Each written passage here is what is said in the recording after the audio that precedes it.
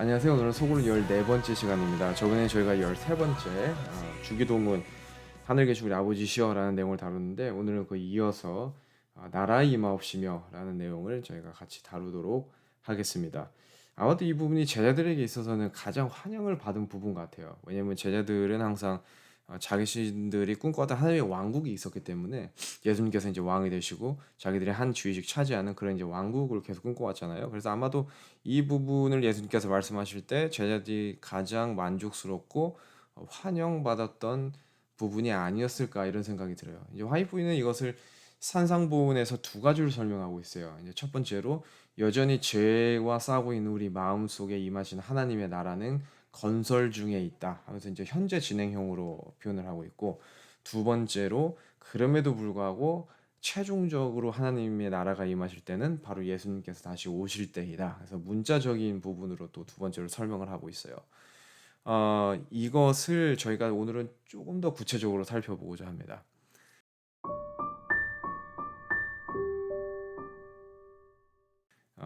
이 하나 나라의 마옵시며라는 부분을 제가 성경에서 살펴볼 때 이게 가볍지 않은 내용이구나라는 것을 알게 됐어요. 그래서 좀 많은 시간을 들여서 좀 고민을 하고 또 살펴보았는데, 한번 들어보세요. 하나님의 나라를 예수님께서 받은 적이 있습니다. 그게 뭐냐면 그 장면이 정확하게 어디에 나오냐면은 다니엘서 7장에 나와요. 그래서 인자 같은 이가 옛적부터 항상 계시니, 그러니까 예수님께서 아버지께 나오면서 거기 어떻게 말하냐면은 나라, 권세와 영광과 나라가 예수님에게 주어져요. 예수님께서 그 나라를 받으시는 내용이에요. 이 부분을 설명하면서 각 시대의 대쟁투 426페이지에 세 가지 사건이 이 사건과 동일하다라고 설명을 하고 있어요. 첫 번째는 방금 전에 제가 말씀드린 다니엘 7장에 예수님께서 나라를 받는 이 내용. 두 번째는 이 사건이 뭐와 동일하냐면은 어, 그 바로 다음 장이 8장 14절에 나오는 2300주야의 내용. 그다음에 세 번째로 말라기 3장에 나오는 주께서 호련히 주의 전에 임하사라는 그 내용. 이 세 가지가 모두 동일한 사건을 다루고 있다라고 화이트 부인은 426페이지 각 시대 대쟁투 426페이지에 이제 말을 하고 있는데, 그러면서 이제 나중에 하나를 더 더해요. 뭐냐면은 바로 열처녀의 비유. 그래서 이 네 가지 사건이 사실은 다 동일한 사건이라는 것이죠. 그래서 이 네 가지 사건 중에 첫 번째 사건과 세 번째 사건을 한번 연결을 시켜보겠습니다. 왜냐하면 다 동일한 사건이라고 언급이 됐기 때문에. 첫 번째 사건 다시 말씀드리면은 예수님이 아버지 하나님으로부터 나라를 받는 내용이에요. 이 나라를 받으면서 말라기서에서는 아주 중요한 사건을 하나 기록하고 있어요. 말라기 3장에 가보시면은 말라기 3장 1절의 내용이 이제 동일하다라고 하이픈이 언급을 한 것이거든요. 요거는 만군의 여호와가 이르노라 보라 내가 내 사자를 보내리니 그가 내 앞에서 길을 예비할 것이요 또 너희의 구하는 바 주가 호련히 그 전에 임하리니, 바로 이 부분이에요. 주가 호련히 그 전에 임하리니 곧 너희의 사모하는 바 언약의 사자가 임할 것이라. 여기서 언약의 사자는 이제 예수님을 뜻하는 것이고, 그 전에 말하는 내 사자를 보내니니 그가 내 앞에서 길을 예비할 것이요, 이것은 이제 침례 요한을 뜻하는 것이죠. 근데 이것을 이제 가르쳐 가지고 화이트 부인은 주가 호련히 그 점에 임하리니 그 가운데 있는 이 내용, 이것을 바로 아들이 아버지에게부터 나라를 받는 동일한 사건이다 이렇게 해석을 하고 있어요. 근데 이 나라를 받으면서 이제 이게 중요해요. 2절. 그의 임하는 날을 누가 능히 당하며, 이렇게요. 그의 임하는 날을 누가 능히 당하며, 이게 뭐예요? 심판이거든요. 심판.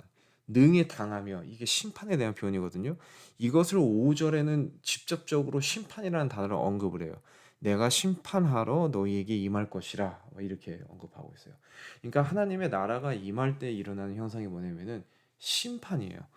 어, 다니엘서에 사실 그 내용을 같이 언급하고 있거든요. 다니엘서 7장에 가면은 아들이 아버지에게부터 나라를 받는 내용이 나오면서 그 다음에 22절에 이렇게 말해요. 옛적부터 항상 계신 자가 와서 지극히 높으신 자의 성들을 위하여 신원하셨고 이래요.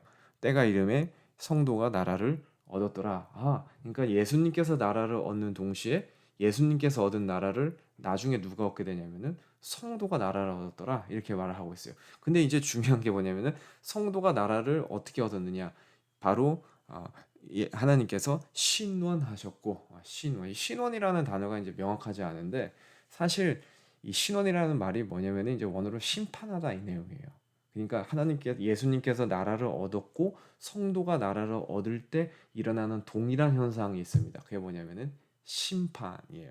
그게 한 번 더 반복돼요. 27절 가면은 나라와 권세와 온 천하 열국의 위세가 지극히 높으신 자의 성민에게 붙임받으리니 그의 나라는 영원한 나라라 하면서 26절 그러나 심판이 시작된즉 심판이 시작된즉 그래서 이제 작은 뿔에 대한 것이죠. 그의 권세를 빼앗기고 끝까지 멸망할 것이요 이렇게 언급하고 있어요. 그러니까 나라가 임하면서 심판이 동일하게 따라 들어와요.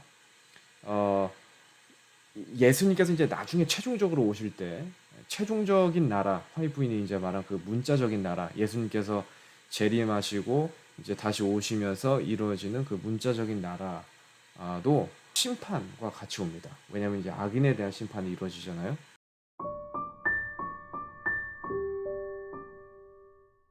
근데 이 심판에 대한 내용이 굉장히 중요한 의미를 가지고 있어요. 다시 처음으로 거슬러 올라가서 사단이 이 마음속에 이제 반역을 품었을 때에 그에게는 이미 심판이 시작되고 있었습니다. 그런데 이제 많은 사람들이 하는 질문 또 부조와 선지자 1장에 스스로 하는 질문이 뭐냐면은 왜 하나님께서는 가만히 계셨냐 이거예요. 우리가 생각하는 심판은 어떤 심판이냐면은 바로 이게 즉시 처형하는 그런 심판 그런 거잖아요. 그러니까 루시퍼를 왜 즉시로 처형하지 않으시고 진짜로 그런 처형식이라는 의미의 심판이 임하지 않고 왜 하나님께서는 심판이 이미 시작됐음에도 불구하고 루시퍼에게 왜 가만히 뒀냐는 거죠. 이게 무슨 성격의 심판이냐는 거죠. 그러면서 이제 언급을 하는 게 부자 선지자 1장에 하나님께서는 가만히 계신 게 아니라 하나님께서는 사실 사단에게 시간을 주신 거죠. 그러면서 하나님께서는 어, 율법이 완전하다는 것을 증명하려고 하셨어요. 하나님의 율법은 완전하다. 사단이 사실 그거를 공격했거든요. 첫 번째로는 천사들에게 가서 우리 율법 같은 거 필요 없다. 우리 천사들이 왜 율법이 필요하냐 이런 거였고 그래서 하나님은 불공평하다 뭐 이런 거였고 두 번째는 하나님의 율법 이거 완전히 허술하다. 이거 개선돼야 된다. 그래서 율법에 대한 개선을 외쳤습니다. 하나님께서는 이미 루시퍼에게 진행이 되었던 이 심판의 기간 때에 그래서 무엇을 증명하고 싶으셨냐면은 율법이 완전하다는 것을 사단에게 또 하늘 거민들에게 증명하고 싶으셨던 것이죠. 그것이 이제 증명이 된 거예요. 그래서 거기 보면은 사단 스스로의 행동이 그에게 그를 정죄하였다 이렇게 표현을 하고 있어요. 그래서 이 심판 하나님의 나라가 오심으로써 같이 진행되는 이 심판은 무엇이냐면은 재밌게도 하나님의 율법의 완전성을 증명하는 심판이에요.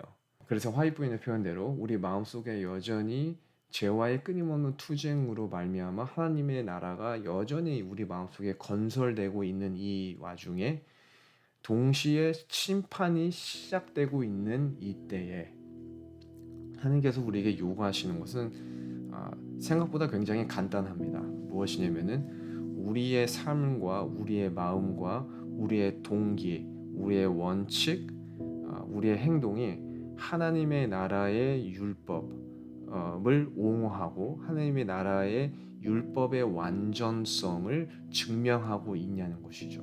우리가 그렇게 할 수 있나요? 할 수 있죠. 못한다고 하면 어떤 문제가 생기냐면은 사단을 옹호해 버리는 게 돼 버려요. 사단은 계속 그거를 공격했잖아요. 하나님의 율법은 완전하지 않고 개선돼야 된다 했으니까.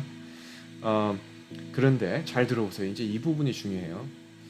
율법이 가장 완전하게 우리 삶에서 빛날 때는 언제냐면은 바로 율법 위에 피가 뿌려질 때입니다. 피가 없이 우리 삶에서 율법이 완전하게 빛날 수가 없어요. 그래서 우리가 오늘도 율법의 원칙, 그 사랑의 법을 우리 삶에서 여전히 우리가 실행할 수 있는 이유는 바로 그 율법 위에 뿌려진 피 때문에 율법이 완전하게 우리 삶에서 빛날 수 있다는 것이죠. 하나님의 율법을 우리는 옹호할 수 있고 증명할 수 있습니다.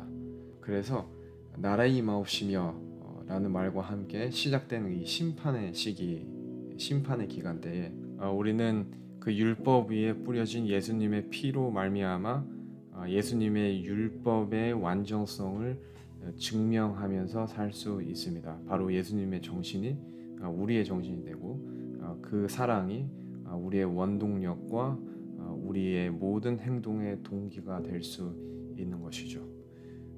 오늘은 여기까지 하겠습니다. 다음에는 저희가 주기도문을 다 마무리하도록 하겠습니다. 감사합니다.